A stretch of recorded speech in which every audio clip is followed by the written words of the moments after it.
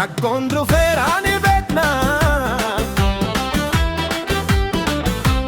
garuu abdii hin kutaanu.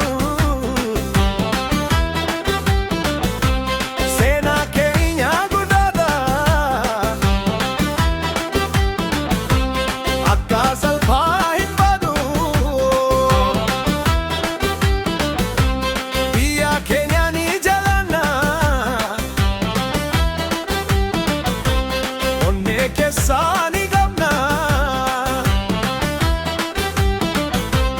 Yoo wal qabannee dagoone, homtuu nu hin qabsu. Mee ol ka'ii hin sodaatin, sagaalee kee na dhageessi.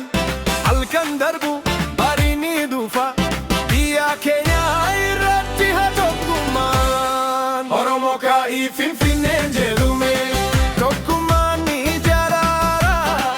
Oromoo ka'ii Finfinneen jedhume, nuti warra jaalalaatira. Ol ka'ii waliin dhaabatu, sagalee kee ol kaasi. Oromoo ka'ii Finfinneen jedhume, abdiin keenya ni jira.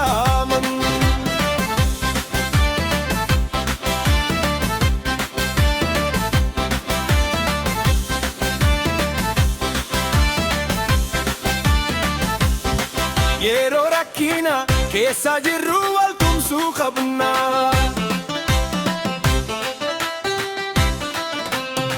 Gootonni keenya darban seenaa guddaa nu dubbatu. Lafa keenyaani dinqifannaa jaana.